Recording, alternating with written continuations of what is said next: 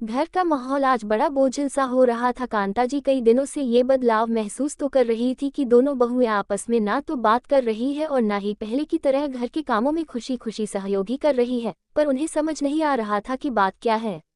आज जब उनके पति शंकर दयाल जी अपने दोनों बेटों के साथ अपनी अपनी दुकानों पर निकल गए तो कांता जी ने दोनों बहुओं को आवाज देकर अपने पास बुलाया और सीधे बोली, कई दिनों से देख रही हूँ तुम दोनों खींची खींची सी रहती हो, ना ही आपस में बात कर रही हो।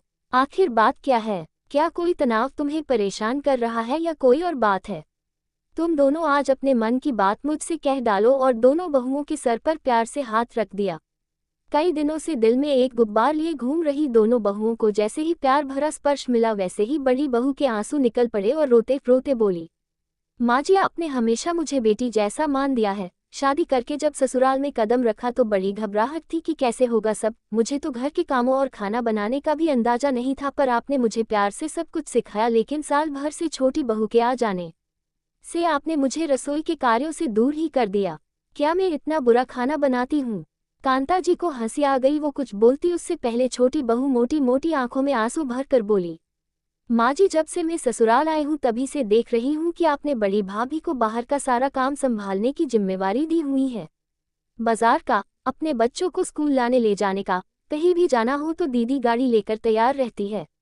माना कि ससुर जी, जेठ जी और मेरे पति देव सुबह के निकले देर रात तक ही घर आ पाते हैं और ऐसे में हम महिलाओं की ही जिम्मेवारी बनती है घर और बाहर दोनों जगह के काम देखने की। लेकिन दीदी को सिर्फ बाहर का और मुझे सिर्फ घर का काम ही देखना। आखिर ऐसा भेदभाव क्यों? ओह, तो ये बात है, कांता जी ने मुस्कुरा कर कहा। अच्छा अब ये बताओ भेदभाव वाली बात तुम दोनों के दिमाग में कैसे आए भला? कांता जी ने पूछा, जबकि ये दोनों कामों को करने में अभी हफ्ते भर पहले तक तो तुम दोनों को कोई दिक्कत नहीं थी। जी माँ जी, मुझे तो बुआ जी ने बोला था कि बड़ी बहू क्यों सारा दिन बाहर के कामों में खुद को उलझाए रखती हो। धूप हो, बारिश हो या कड़ाके की ठंड तुम ही लगी रहती हो। बड़ी बहू बोली, मुझे भी कुछ ऐसा ही बुआ जी ने ही बोला था कि छोटी बहू क्यों सारा दिन रसोई घर के कामों में उलझी रहती हो। बड़ी बहू को देखो सारा दिन बाहर रहती है और उसे कोई कुछ नहीं कहता। अब समझ आया, ये सारा जहर बुआ जी का उगला है।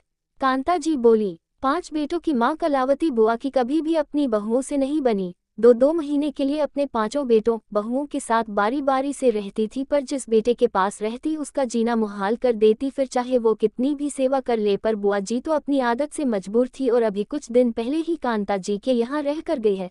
छोटे बेटे की शादी में नहीं आ पाई तो अब 10 दिन रहकर हफ्ते भर पहले ही अपने घर लौटी है। लेकिन अपनी आदत के मुताबिक कांता जी की दोनों बहुओं के बीच जहर घोल गई और उसी का नतीजा था कि दोनों बहुओं को ये लग रहा है कि उनकी सास उनसे भेदभाव करती है। कांता जी ने दोनों को अपने पास बैठाया और बोली, अब तुम दोनों मेरी बात सुनो। बड़ी बहू की शादी कम उम्र में ही हो गई थी। इसे खाना बनाना भी नहीं आता था, पर मैंने इसे सभी कामों में परिपक्व बनाया। पूरे घर को तो बहुत अच्छे से संभाल लिया था, लेकिन बाहर के कामों के लिए इसे दूसरे का मुंह देखना पड़ता था। मैंने जोर देकर गाड़ी चलाना सिखाया, पर इसका डर कम ही नहीं होता था।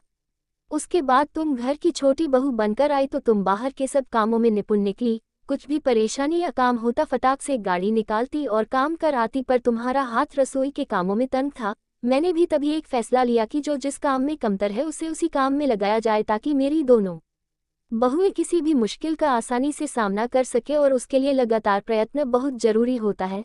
इसीलिए बड़ी बहू का डर निकालने के लिए उसे सारे बाहर के काम सौंपे और छोटी बहू तुम्हें रसोई के कामों में इसलिए लगाया ताकि तुम्हारा रसोई का डर कम हो सके। और मेरा ये निर्णय बिल्कुल सही साबित हुआ। आज तुम दोनों ही घर हो या बाहर, दोनों जगह के काम बड़ी आसानी से कर सकती हो।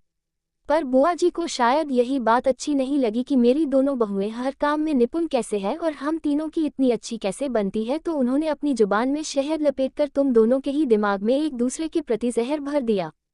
मेरी बच्चियों, ये संसार हितैषी लोगों से कम और कपटी लोगों से अधिक भरा है। इनकी बातों को दिमाग में बिठाने से पहले आपस में बात करके मामला सुलझाने की कोशिश करना। चुप रहने से रिश्तों में दूरियां आती है, इसलिए बात करके मन का मैल साफ कर लेना चाहिए। दोनों बहुओं को बात समझ आ गई थी। दोनों ने अपनी सास के पैर छुए और दुआ करी कि भगवान सभी को ऐसी ही सुलझी और सुंदर विचारों वाली सास। तभी बड़ी बहू बोली, छोटी आज खाना। तभी बड़ी बहू बोली, छोटी आज खाना मैं बनाऊंगी, तुम जरा बाजार से गर्मा गर्म जलेबी और रबड़ी ले आओ। और दोनों की हंसी से कांता जी का घर फिर से गुलजार हो गया।